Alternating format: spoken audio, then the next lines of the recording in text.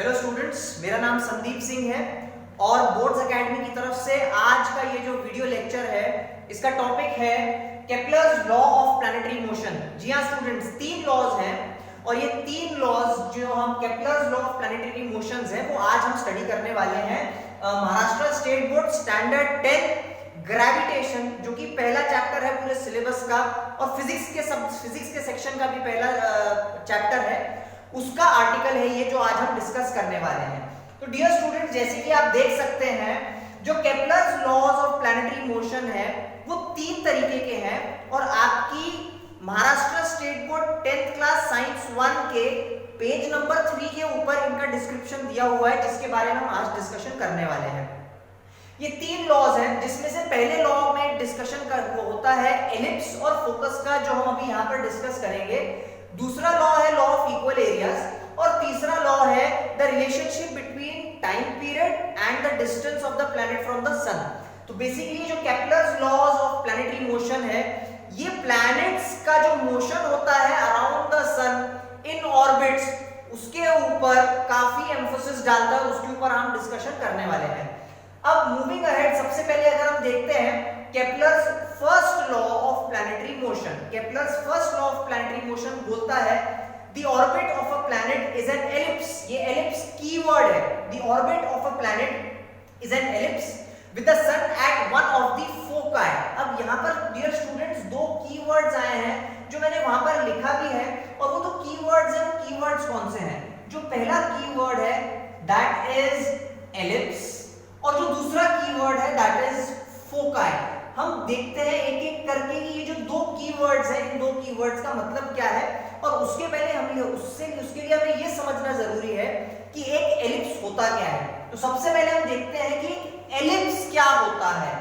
What you will do students, एक कोन लीजिए और यहां पर आप देख सकते हैं एक कोन का जब आप ऊपर से क्रॉस सेक्शन एरिया कट करते हो perpendicular to the central axis and parallel to the ground. बहुत ध्यान से सुनिए, आपने एक कोन को उल्टा करके रखा है, इन्वर्ट करके रखा है और ग्राउंड लेवल से एकदम पैरेलल पोजीशन में, एकदम पैरेलल टू द ग्राउंड आप कोन को कट करते हो परपेंडिकुलर टू द हाइट। ये वर्ड इंपॉर्टेंट है, परपेंडिकुलर टू द हाइट। जो कोन की हाइट है उससे 90 डिग्री बनाते हुए और जिस प्लेन के ऊपर, जिस ग्राउंड के ऊपर कोन को रखा हुआ है उस ग्राउंड से पैरेलल पोजीशन में आप उस कोन को कहीं पे भी कट करते हो तो आपको जो शेप मिलता है दैट शेप इज सर्कल, जिसके बारे में हम लोगों ने पढ़ा हुआ है, दैट इज अ सर्कल। अब उसी कोन को जब आप इंक्लाइंड एंगल पे, आप किसी इंक्लिनेशन पर कट करते हो, आप जब एक पर्टिकुलर एंगल पे कट करते हो किसी भी एंगल पे, but that angle should not be 90 degree. अभी क्या हुआ, ग्राउंड है, ग्राउंड के ऊपर आपने कोन को रखा और कोन को ऐसे रखने के बाद आपने उसको स्ट्रेट काटा, एकदम 90 डिग्री हाइट से काटा। तो यहां से जब आप ऊपर से देखेंगे तो आपको एक सर्कल नजर आएगा। उसी कोन को जब आप हाइट के कंपैरिजन में और ग्राउंड के कंपैरिजन में एक एंगल पे कट करते हैं, जब हमने सर्कल काटा तो हमने पूरा प्रॉपर 90 डिग्री कट किया, लेकिन जब हमको एलिप्स चाहिए तो हम 90 डिग्री कट ना करते हुए हम उसको एक पर्टिकुलर एंगल पे कट करेंगे, एक पर्टिकुलर इंक्लिनेशन पे कट करेंगे and when you cut that particular thing at an inclination, आपको जो चीज मिलती है that is termed as an ellipse. उसे एक एलिप्स बोला जाता है। तो सिंपल भाषा में मैं ये चीज बोल सकता हूं कि एलिप्स इज नथिंग बट आपने एक सर्कल को थोड़ा सा फ्लैट कर दिया, आपने उसको थोड़ा सा ऊपर और नीचे से प्रेशराइज करके उसका शेप बल्ज आउट कर दिया। ये ellipse is not a perfect, ellipse is not a circle. आप किसी भी सर्कल को लीजिए और आप उसको ऊपर से और नीचे से प्रेस कर दीजिए तो आपको जो एक डिफॉर्म बॉडी मिलेगी या आपको जो एक बल्जिंग सर्कल मिलेगा जो अपने दो कोनों से बाहर निकला हुआ है और ऊपर और नीचे से फ्लैट होता है, that is called as an ellipse. इसके बारे में और देखते हैं क्या है। तो यहाँ पर अगर मैं एक एलिप्स को ड्रॉ करना चाहूँ स्टूडेंट्स तो ये देख सकते हैं कि ये रहा एक एलिप्स जिसे मैं आप सबके सामने हाईलाइट कर रहा हूं। This is an ellipse. ये एक एलिप्स का एलिप्स इस तरीके से रहता है अगर आप एक एलिप्स और सर्कल को कंपेयर करें तो सर्कल एक कंप्लीट परफेक्ट फिगर है जहां पर there is a radius which is a point in the centre जो इक्वल डिस्टेंस रखता है सर्कल के हर पॉइंट से। ये तो हो गया सर्कल की बात जिसके बारे में हम लोगों ने पढ़ा है। लेकिन जब आप एलिप्स की बात करेंगे तो एलिप्स में रेडियस नहीं होता डियर स्टूडेंट्स, ये चीज याद रखिए। क्यों? क्योंकि हमने इस सर्कल को कंप्रेस कर दिया और सर्कल को कंप्रेस करने के बाद हमें जो शेप मिला that is called as an ellipse. अब एलिप्स में सबसे पहले तो एक सेंटर होता है जिसे मैंने सी से मार्क किया है, उसके बाद में this is one end of the ellipse and this is the other end of the ellipse, और ये एलिप्स के चारों एंड के ऊपर जो कि एक्स एक्सिस और वाई एक्सिस के ऊपर ये दो एंड्स आए हैं, मैंने इस पॉजिटिव एक्स एक्सिस के एंड को सी से कनेक्ट किया and that distance is a. उसी तरीके से ये वाला जो डिस्टेंस है एलिप्स के सेंटर से एक नेगेटिव एक्स एक्सिस की एक्सट्रीमिटी तक, that distance is termed as twice a, 2a। और डियर स्टूडेंट्स इस पूरी की पूरी एक्सिस को जब आप कंबाइन करते हैं, कंबाइन करने के बाद आपको जो डिस्टेंस मिला 2a, that distance is termed as major axis. हम एलिप्स के बारे में पढ़ रहे हैं तो थोड़ी एक्स्ट्रा इंपॉर्टेंट इंफॉर्मेशन भी मैं आपको दे रहा हूं एलिप्स के बारे में।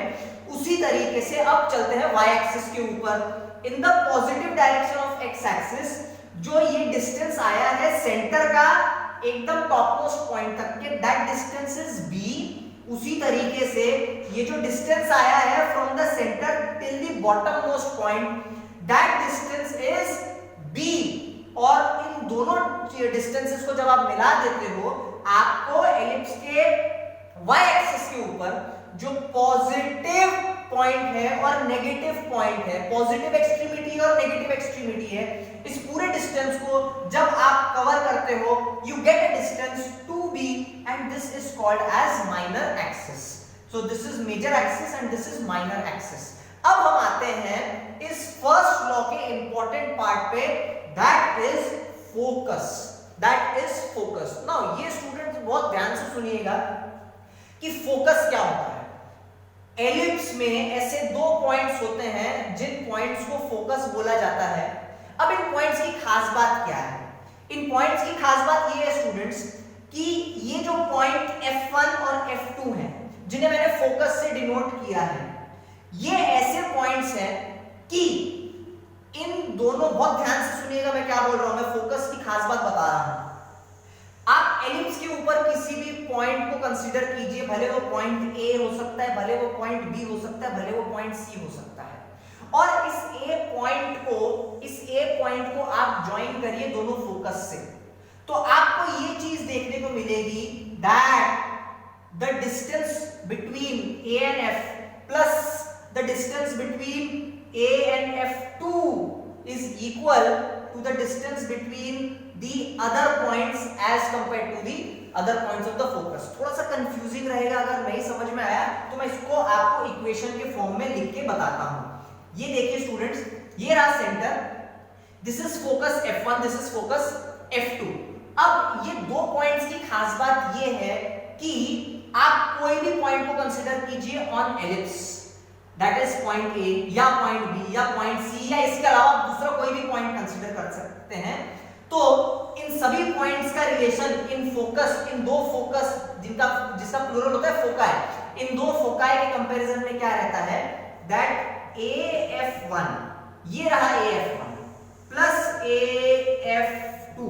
तो मैंने क्या किया, मैंने एक डिस्टेंस निकाला, मैंने एक क्वांटिटी निकाली, दैट इज AF1, उस पॉइंट का फोकस F1 से डिस्टेंस प्लस उसी पॉइंट का फोकस F2 से distance, this will be equal to BF1 plus BF2, that is उस पर्टिकुलर पॉइंट का distance from focus F1 plus उस पर्टिकुलर पॉइंट B का डिस्टेंस फ्रॉम फोकस F2, और this will be also equal to, आप guess कर सकते हैं students, CF1 plus CF2। तो ये जो रिलेशन है ये डियर स्टूडेंट्स हर पॉइंट के लिए एप्लीकेबल है। अगर मैं फोकस को बहुत सिंपल फॉर्म में आपको एक्सप्लेन करने की कोशिश करूं तो आप ये कर सकते हैं कि एक थ्रेड लीजिए, आप घर में इस फोकस को करके देख सकते हैं। एक थ्रेड लीजिए और उस थ्रेड को दो पॉइंट्स के ऊपर कनेक्ट कर दीजिए। आपने एक थ्रेड ली, आपने दो पिन्स ली, एक पिन को आपने यहां पर अटैच किया और दूसरे पिन को आपने यहां पर अटैच किया और इन पिन्स के साथ में आपने एक थ्रेड लिया हुआ है। अब बताओ आप क्या करेंगे स्टूडेंट्स, आप उस थ्रेड को एक पेन के निब से ऐसे स्ट्रेच कीजिए तो आपको कुछ इस तरीके का डायग्राम मिलेगा। इस तरीके का कुछ आपको डायग्राम मिलेगा। तो यहां पर डियर स्टूडेंट्स आपने क्या किया, यहां पर आपने एक पिन लगाई, यहां पर आपने दूसरी पिन लगाई, इन दोनों पिन्स के बीच में आपने एक थ्रेड लगाया। वो थ्रेड को आपने क्या किया, आपने एक पेन से स्ट्रेच कर दिया ऐसे। अब जैसे जैसे आप इस पेन को सर्कल में घुमाओगे आपको डियर स्टूडेंट्स एक ट्रैजेक्टरी मिलेगी और वो वाली जो ट्रैजेक्टरी रहेगी, वो जो ट्रेस होगा path, that path will be called as an ellipse। थोड़ा रफ डायग्राम बनाया है लेकिन इस तरीके से आपके घर पे करके देख सकते हैं। मैं फिर से रिपीट करता हूं, एक पिन लीजिए उसको F1 पे रखिए, F2 पे रखिए और दूसरी पिन लीजिए उसको F1 पे रखिए। इन दोनों पिन्स के साथ एक थ्रेड टाई कीजिए और उस थ्रेड को स्ट्रेच कीजिए पेंसिल की टिप के साथ और बनाइए वैसे डिजाइन बनाइए जैसे हम बचपन में बनाते थे। तो आपको जो ट्रेस मिलेगा that trace is called as an ellipse, जहां पर वो जो दो पॉइंट्स हैं, these two points F2 and F1 they are called as focus, जिसका प्लूरल होता है फोकाई। तो ये हुआ स्टूडेंट्स एलिप्स के बारे में। और Kepler's first law of planetary motion ये बोलता है कि जैसे कि यहां पर स्टेटमेंट दी गई है page number 3 chapter number 1 gravitation, the orbit of a planet is an ellipse. The orbit of a planet is an ellipse. इसका मतलब क्या है, उस प्लैनेट की ऑर्बिट सर्कुलर नहीं है, उस प्लैनेट की ऑर्बिट एलिप्टिकल है। And the sun is at one of its focus, the sun is at one of its focus। तो उस फोकस के पॉइंट के ऊपर सन रहता है, उस फोकस के पॉइंट के ऊपर एक सन रहेगा। So this is dear students Kepler's first law of planetary motion जो हमने अभी डिस्कस किया, जिसमें इंपॉर्टेंट कीवर्ड्स दो हैं, one is ellipse and the other one is foci. ये हो गया Kepler's law of planetary motion. Now quickly move ahead करते हैं और अब हम डिस्कस करते हैं Kepler's second law of planetary motion. Kepler's second law of planetary motion बहुत इजी है, इंटरेस्टिंग है एंड ध्यान देंगे तो एक बार में बहुत अच्छे से आपको समझ में आ जाएगा। Kepler's second law of planetary motion ये बोलता है the line joining the planet and the sun sweeps equal areas in equal interval of time. The line joining the planet and the sun sweeps equal areas in equal intervals of time। इसका मतलब क्या है हम ये discuss करते हैं। यहां पर स्टूडेंट्स आप देख सकते हैं कि जैसे कि हमने फर्स्ट लॉ से ये चीज डिस्कस की कि सन के आजू बाजू जो प्लैनेट रिवॉल्व होता है अपनी ऑर्बिट में, उस ऑर्बिट का शेप होता है एलिप्स और सन की position is one of the foci. अब ये चीज यहां पर मैंने डायग्रामेटिकली बनाई है, दिस इज द सन, ये ब्लू में जो आप देख सकते हैं ये अर्थ है और ये अर्थ जो है इस सन के आजू बाजू जिस ऑर्बिट में रिवॉल्व हो रहा है वो वाली ऑर्बिट जो है वो एलिप्टिकल है नेचर में। तो ये एक एलिप्स है, ये रहा focus and this is the ellipse. Now यहां पर आप स्टूडेंट देख सकते हैं कि मान के चलिए कि अर्थ सन के आजू बाजू जो रोटेट कर रिवॉल्व कर रहा है इन एन एलिप्टिकल ऑर्बिट, ये कॉन्स्टेंटली समय के साथ अपनी पोजीशन चेंज कर रहा है। Now assume one thing that when the earth is in the phase of aphelion, aphelion आपकी नॉलेज के लिए बता रहा हूं स्टूडेंट्स, एपीहीलियन एक ऐसा पॉइंट रहता है earth's orbit around the sun के ऊपर when the earth is farthest from the sun, sun से सबसे ज्यादा दूर है। ये वो वाला पॉइंट है जब अर्थ सन से सबसे ज्यादा दूर है। अब ये हम क्यों डिस्कस कर रहे हैं, क्योंकि इसके पहली वाली जो वीडियो लेक्चर हुआ था जिसमें हमने न्यूटन लॉ ऑफ ग्रेविटेशन देखा था, उसमें न्यूटन ने अपने ग्रेविटेशनल लॉ में क्या बोला था that the force of attraction is inversely proportional to the square of the distance between the two bodies. So इसका मतलब क्या है, सन और अर्थ के बीच का डिस्टेंस जितना ज्यादा रहेगा, इन दोनों के बीच में फोर्स ऑफ अट्रैक्शन उतना कम रहेगा।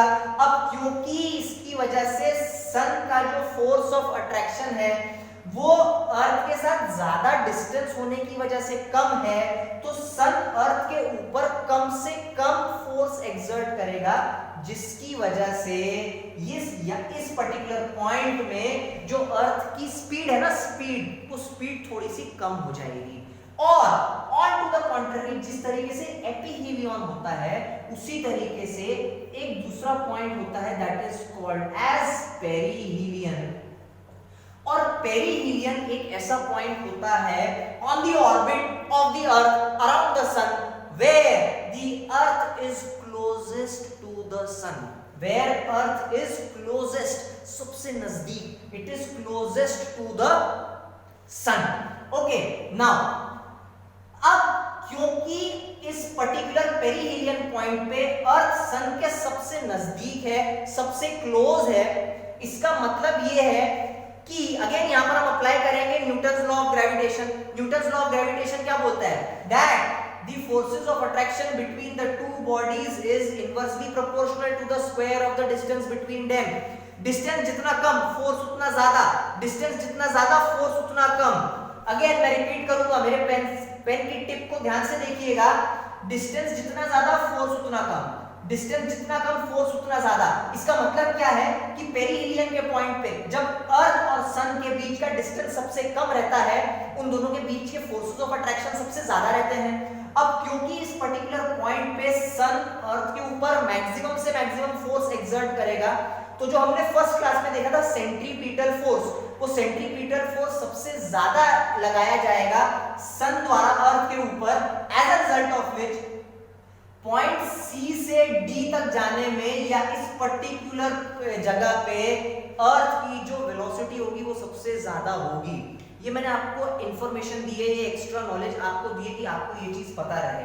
अब इक्वल एरियाज का ये जो लॉ है, या मैं कह सकता हूं Kepler's law of planetary motion क्या होता है, ये आपको पूरी सिचुएशन समझ में आ गई कि ये सेटअप कौन सा है। यहां पर आप देख सकते हैं कि दो एरियाज हैं, एरिया A1 और एरिया A2। अब यहां पर स्टूडेंट्स एक चीज आपको बहुत ध्यान रखनी है, ये वाला जो टाइम ड्यूरेशन है, the time duration of B to A and from C to D, ये वाला जो टाइम पीरियड है, दिस टाइम पीरियड आप कंसीडर कर सकते हैं, let this be equal to 1 day, and ये वाला भी जो टाइम पीरियड है, this is also equal to 1 day. मैं यहां पर किस पैरामीटर की बात कर रहा हूं, मैं यहां पर टाइम की बात कर रहा हूं, मैं यहां पर किस पैरामीटर की बात कर रहा हूं, मैं यहां पर टाइम की बात कर रहा हूं। वेदर यहां पर दोनों की वेलोसिटी सेम है या नहीं, हम उसकी बात नहीं कर रहे। क्या A और B और C और D, A और B का जो डिस्टेंस है वो C और D के बराबर है, हम उसकी बात भी नहीं कर रहे। फॉर्मूला होता है speed is equal to distance upon time. तो इस पर्टिकुलर लॉ में या Kepler second law of planetary motion में हम स्पीड की बात कर रहे हैं क्या? नहीं। हम डिस्टेंस की बात कर रहे हैं क्या? नहीं। हमारा फोकस किसके ऊपर है? टाइम पीरियड पे, टाइम ऑफ रेवोल्यूशन। हम सिर्फ टाइम पे फोकस कर रहे हैं। अब क्योंकि हम ना स्पीड की बात कर रहे हैं ना डिस्टेंस की बात कर रहे हैं, हमारा एम्फोसिस सिर्फ टाइम के ऊपर है, तो जो Kepler's law of planetary motion का सेकंड लॉ है वो यही बोलता है कि अगर टाइम पीरियड सेम है, यहां पर आप देख सकते हैं कि B से A तक जाने का टाइम पीरियड सेम, C से B पे D तक आने का टाइम पीरियड सेम। इस सेम टाइम पीरियड के दौरान जो एरिया स्वीप हुए हैं, ये सेम टाइम पीरियड के दौरान जो एरिया स्वीप हुए हैं दैट इज A1 और A2, ये दोनों एरियाज सेम रहेंगे and hence A1 is equal to A2। यही चीज बोली गई है Kepler's second law of planetary motion में, जिसमें ये चीज की जिसकी स्टेटमेंट कुछ इस तरीके से है कि the line joining the planet and the sun sweeps equal areas in equal interval of time। तो अभी हमने देखा Kepler's first law of planetary motion जहां पर एलिप्स और फोकस की बात हुई है, Kepler second law of planetary motion जहां पर इक्वल टाइम पीरियड और इक्वल स्वीप एरिया की बात हो रही है। ये हो गए केप्लर्स के दो लॉज। अब आते हैं हम Kepler's third law of planetary motion, जो कंपैरेटिवली बहुत आसान है। Kepler's third law of planetary motion ये बोलता है that the time period of revolution of a planet around the sun is directly proportional to the mean distance of that planet from the sun। बहुत आसान है, ये direct proportion कैसे आता है? The square of the time period आपको करना है और जो मीन डिस्टेंस है प्लैनेट का सम से उसको क्यूब का करना है। एंड फाइनली जब आप इस पूरे को क्लब करते हैं और जब आप रीड करते हैं तो Kepler third law of planetary motion ये कहता है the square of its of period of revolution, the square of the period of revolution is directly proportional to the cube of the mean distance of the planet, is directly proportional to the cube of the mean distance of the planet। अब यहाँ पर direct proportionality का sign है तो t square is equal to kr cube। आपको जब proportionality से equal to sign लेना पड़ता है तो आपको कांस्टेंट को इंट्रोड्यूस करना पड़ता है where k is constant। So t square is directly proportional to r cube where t is the time period of revolution and r is the mean distance of the planet from the sun। And इस proportionality sign को जब आप equal to से replace करते हैं you get a constant of proportionality k and t square is equal to k r cube where this value of k is equal to t square by r cube। तो ये रहा students एक पूरा का पूरा video session जहां पर हमने Kepler's law of planetary motion discuss किए। मैं क्विकली एक बार रिवाइज करूंगा कि ये तीनों लॉस क्या हैं। मैं वो Maharashtra state board chapter number 1 science paper 1 का ग्रेविटेशन जिसमें हम केप्लर्स लॉ डिस्कस कर रहे हैं, जिसमें जो फर्स्ट लॉ है Kepler's first law, the orbit of a planet is an ellipse and the sun is situated और it is located at one of its foci. Second law of Kepler's planetary motion बोलता है the line joining the planets sweeps equal area in equal interval of time, sweeps equal area in equal interval of time। यहाँ पर ये दो keywords बहुत important है, equal time interval और equal area swept। उसके बाद में third law Kepler's third law of planetary motion है the square of the period of revolution around the sun is directly proportional to the cube of the mean distance of a planet from the sun। बहुत आसान है, t square is directly proportional to r cube। तो ये रहा एक complete video series जहां पर हमने केप्लर्स लॉ के बारे में डिस्कस किया। आई होप आपको समझ में आया और भी बहुत सारी वीडियो सीरीज आपके लिए आ रही हैं। So stay tuned, stay connected. Thank you.